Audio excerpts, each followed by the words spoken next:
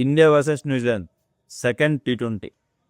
ఈ మ్యాచ్లో ఒకసారి మనం మ్యాచ్ విన్ అయిపోయాం, అందరికీ తెలిసిందే. 209 రన్స్ చేజ్ చేసాం. ఒకసారి రికార్డు చూస్తే ఫాస్టెస్ట్ 200+ రన్స్ చేజ్ చేయడం T20 హిస్టరీలోనే ఇదే. అంటే 15.2 అవర్స్లో ఎంత ఫాస్ట్గా చేయడం. 200+ స్కోర్ చేశారు. ఏ టీంలు ఇప్పటి వరకు ఇంటర్నేషనల్లో ఎన్నిసార్లు చేజ్ చేసి చూస్తే ఆస్ట్రేలియా 200+ టోటల్ చేజ్ చేయడం 7 times ఉంది. దాని తర్వాత మన India 6 times, south Africa 5 times, Pakistan 4 times, England 3 times. ఈ రికార్డు ఇలా ఉంచితే ఈ మ్యాచ్లో ఇంకో రికార్డు కూడా పుట్టుకొచ్చింది. జస్ట్ మొన్నే ఫస్ట్ మ్యాచ్లో అభిషేక్ శర్మ 22 balsలో న్యూజిలాండ్పై ఫాస్టెస్ట్ 50. ఆ రికార్డ్ని ఇషాన్ కిషన్ జస్ట్ 21 balsలోనే 50 runs. ఈ మ్యాచ్లో ఆ రికార్డు బదులు కొట్టి ఈ రికార్డు సృష్టించారు.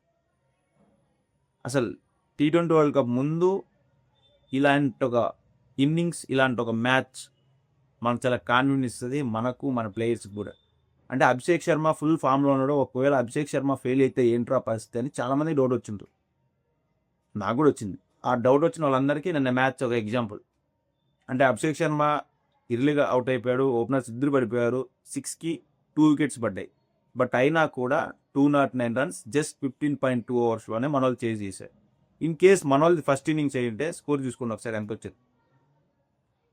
అంటే ఇషాన్ కిషన్ ఒక ఫైర్ ఇన్నింగ్స్ స్టార్ట్ చేశాడు. అక్కడ ఒక మొమెంటం తీసుకొచ్చాడు మ్యాచ్లో. హోప్ పోయింది. ఎవరైనా 2 wickets పడ్డాయి ఎర్లీగా అంటే ఓపెనర్స్ ఇద్దరు ఆడలేదు, పెవిలియన్కి వెళ్ళిపోయారంటే కొంచెం భయం ఉంటుంది. బట్ అక్కడ ఇషాన్ కిషన్ మాత్రం ఫియర్లెస్ బ్యాటింగ్ ఆడిండు, బ్రోతల్ హిట్టింగ్.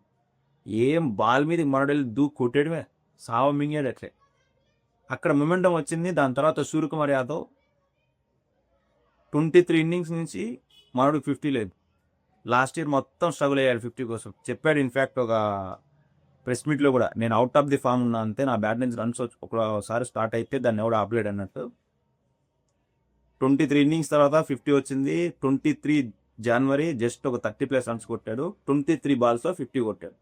23 మనోడు కూడా 80+ చేయడం. వరల్డ్ కప్ ముందు ఫామ్ కోల్పోయాడు అనేది ఏదో అనుకున్నాం, కొద్ది రోజులు సరిగ్గా లేదు. విన్నింగ్ పర్సంటేజ్ ఉంది. ఇప్పటికే విన్నింగ్ పర్సంటేజ్లో T20 క్యాప్టెన్గా చూస్తే హైయెస్ట్ సూర్యకుమార్ యాదవ్. ఒక్క సిరీస్ కూడా ఓడిపోయింది.